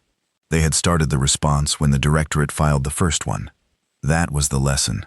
Not the fleet, not the 67 targets, not the precision or the scale or the deliberate unhurried withdrawal, the date, 3 days after the first incursion. The lesson was that Earth had looked at how the Directorate handled the first thing, and had understood from that single data point what would happen with the second thing, and the third, and all the rest. And they had been right. The Directorate had handled them exactly the way Earth had predicted from the very beginning. With process, with acknowledgement, with committee and review and timeline. And Earth had planned around all of it, quietly, patiently, for 4 years. And the plan had worked exactly the way it was built to work. He closed the document. He sat in his office, with the lights at their low evening setting. He thought about the new buffer zone coordinates in Boss's report. The Directorate's legal team was already working on a formal framework for negotiating those coordinates, for building a new compact article around them, for bringing Earth back to the table with a properly structured process. He would be part of that process. He would do the work, but he would do it differently. He would do it knowing that the date mattered, that the first thing mattered, that when a species, any species, brings a complaint, and the complaint is filed, and the file is closed, the closing is not the end. The closing is a data point, and data points can be interpreted. He would do it knowing that Earth had spent 4 years interpreting one. He sat for a while longer. He thought about the empty chair and the small Earth seal on its back. Tomorrow there would be a formal communication from the Directorate to Earth's diplomatic office, inviting Earth to return to the table. The communication had been drafted carefully, with language that acknowledged the gravity of the situation and the shared interest in establishing new frameworks for dialogue, and the Directorate's commitment to taking Earth's concerns seriously in the review process going forward. Good language, appropriate language. He had helped write it. He looked at his desk, at the formal seal of the Belhari hegemony, at the stacks of documents that represented his work and his career, and the long, slow, and careful machinery of interspecies diplomacy that he had served for 23 years, and believed in, and would continue to believe in. He believed in it. He also now understood something about it that he had not understood before. The machinery required everyone to keep bringing things to the table. It required everyone to keep believing the table mattered. And the table did matter.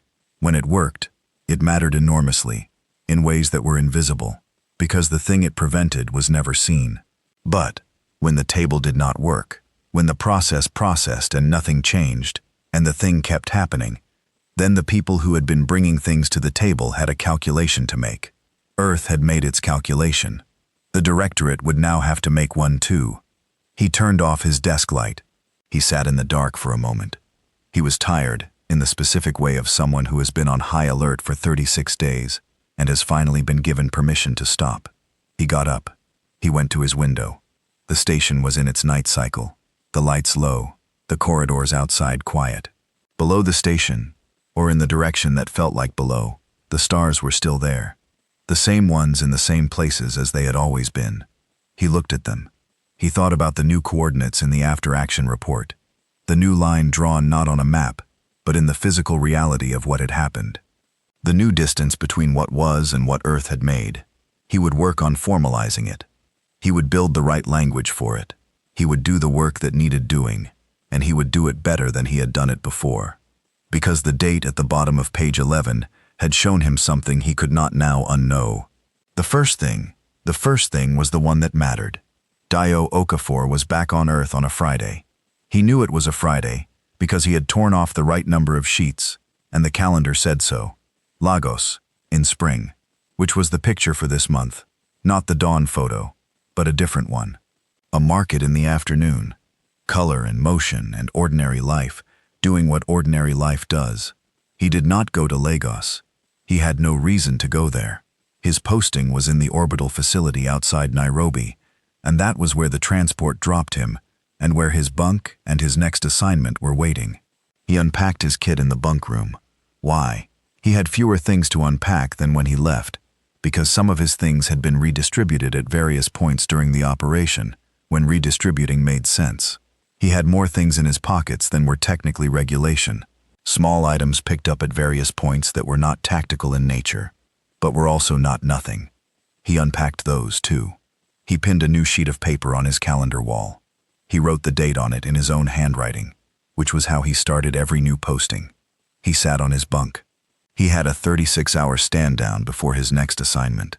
He was supposed to use it for sleep and food, and something the posting briefing called personnel recovery activities, which was the official phrase for doing whatever you needed to do to be functional again.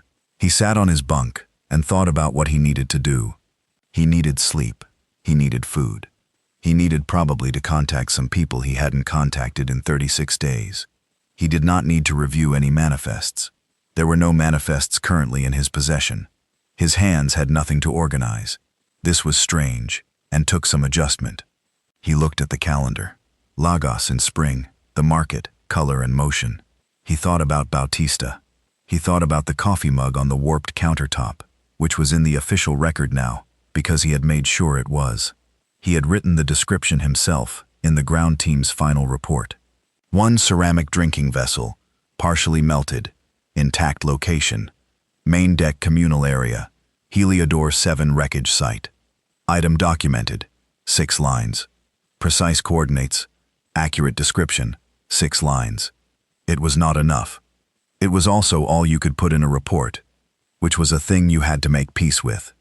He thought about 147 people, and 214 people and 361 together, and 23 soldiers from his own fleet, and whether those numbers sat differently now that the list was done than they had when the list was in progress.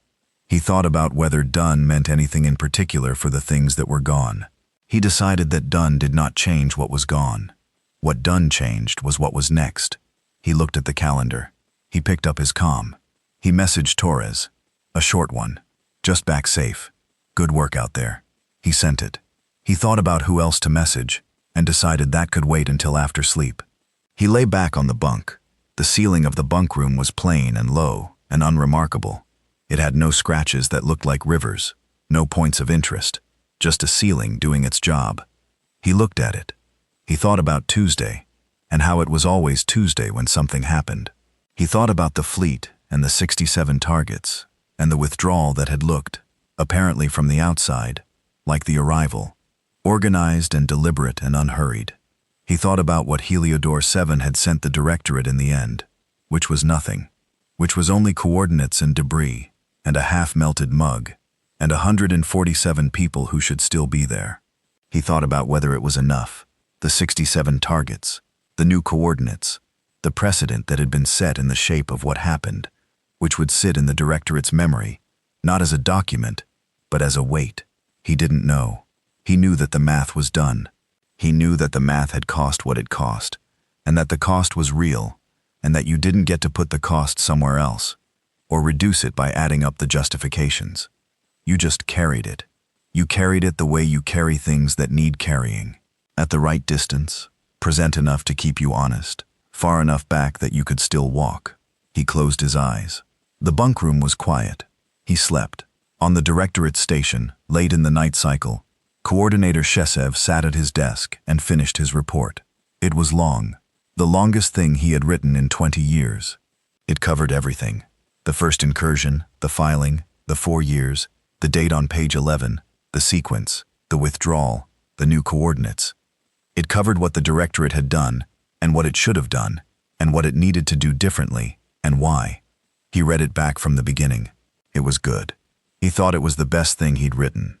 He thought it said what needed to be said in the way it needed to be said, clearly, and without alarm, with evidence and argument, and the kind of patient reasoning that was, he believed, the Directorate's best instrument. He filed it. He sent it to the committee that was reviewing the new compact framework. He sent it to the legal team. He sent it to his section head. He sent it to 3 colleagues he trusted. He sat back. The station was quiet. Night cycle. The corridors empty. He looked at his tea, cold from hours ago, untouched. He looked at his desk. He looked at his screen, which showed the filed document in the sent messages and the small confirmation icons that said they had been received. He looked at the Directorate seal on the wall above his desk, the formal emblem, 23 years of his career under that seal. He thought about what Voss's report had said at the end. One sentence. Earth has no further communication at this time. He thought about what that sentence meant, not as a diplomatic statement, as a statement of fact. Earth had communicated what it needed to communicate. And the communication was complete. And what came after communication was what you built from it. What the directorate built from this was up to the directorate. He hoped they would build something honest. He reached forward and picked up the cold tea. He drank it. Cold tea was still tea. He turned off his desk light, and he went home. Outside the station, the stars held their positions. The same ones in the same places, in the same indifferent dark that had held everything else since before any of this was a story. The new buffer zone coordinates existed in that dark now, real and precise and unchosen by committee. The wreckage of 2 stations drifted at their coordinates. The directorate's files held their records. The ledger held its date, 3 days after the first one, before the second, before the third, before all of it. When a warning is given and not heard, the warning is not the beginning of the answer. The warning is the last step before the answer that was already being built. The stars held their positions. The dark held everything. And somewhere in the silence between what had happened and what came next, Earth had nothing further to say. It had already said it. In 67 entries. In order. Done.